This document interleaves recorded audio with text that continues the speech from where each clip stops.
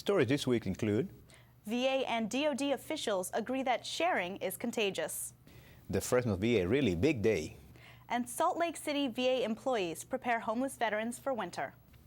Those stories and more on this week's VA News.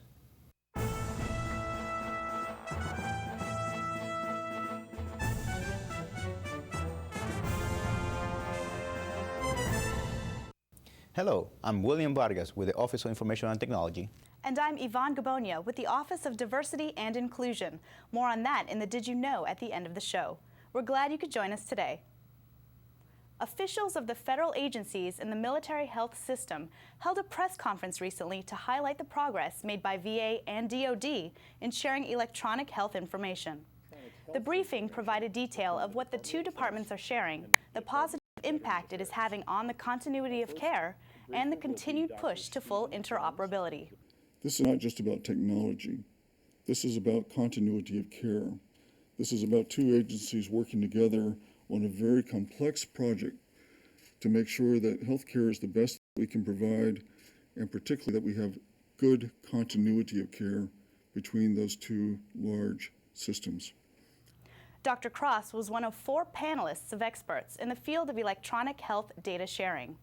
The others were Dr. Stephen Jones, the Principal Deputy Assistant Secretary of Defense for Health Affairs, Ms. Lois Kellett, Acting Director of the DoD VA Interagency Program Office, and Dr. Robert Kolodner, the National Coordinator of the Office of the National Coordinator for Health Information Technology for the Department of Health and Human Services.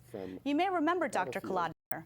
He was the lead developer of electronic health information technology at VA for many years.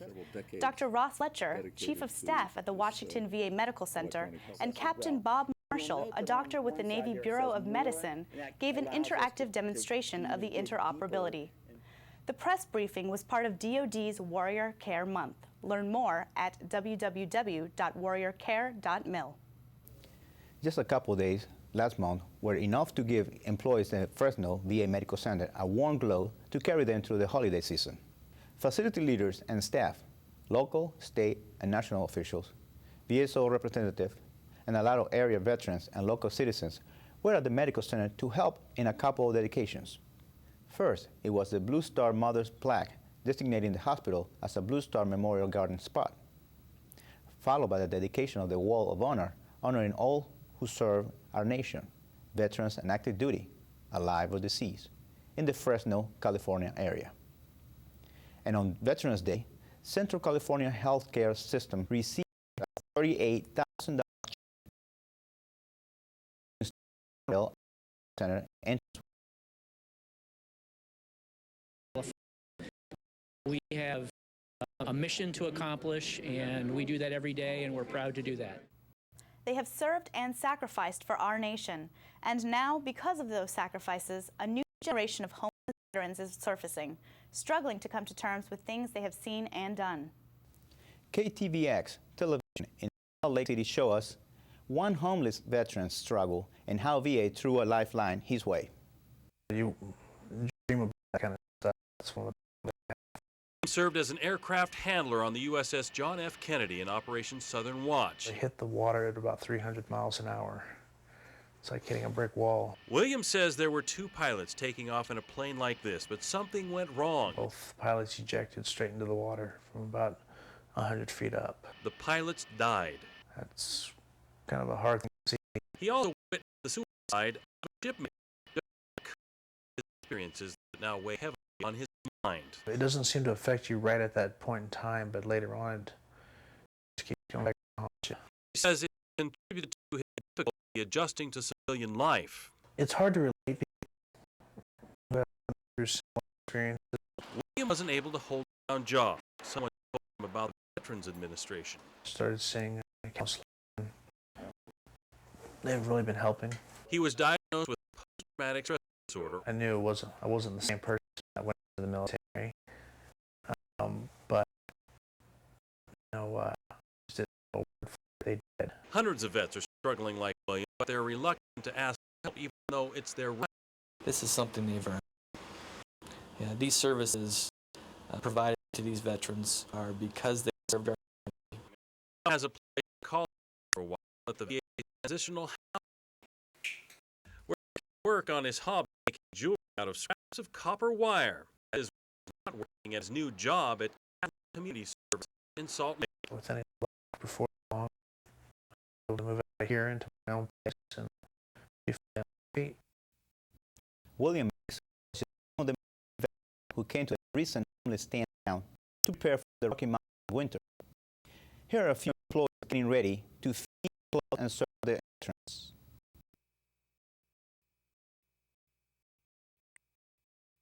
If you watch news over the years, you know how much I love the costume visitor veterans at Los Angeles Medical Center. Obviously, this was a great turkey Thanksgiving visit.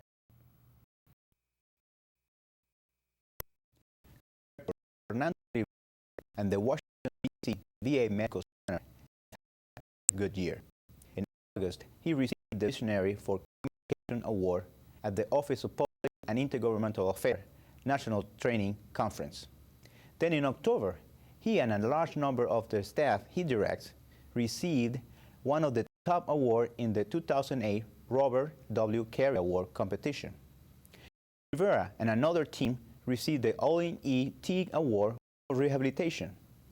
The hospital was recognized as one of the 100 most wired hospitals by the American Hospital Association publication, Hospitals and Healthcare Networks, and a finalist in the magazine's Innovator Award category.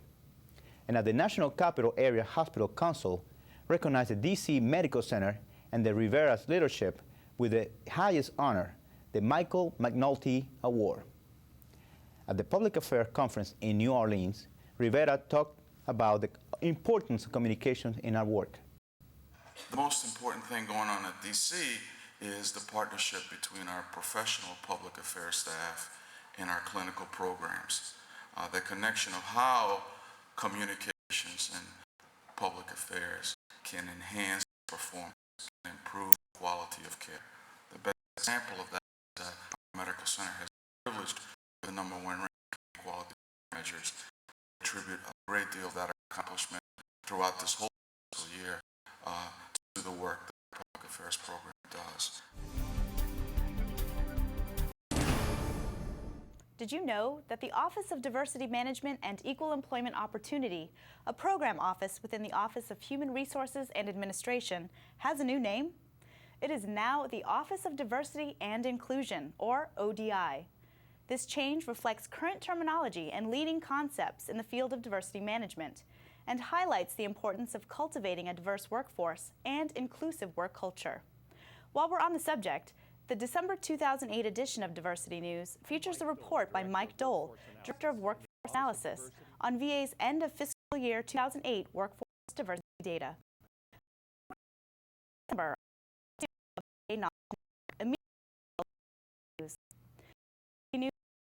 Continuing effort to increase. Yes. And I'm Yvonne Gabonia.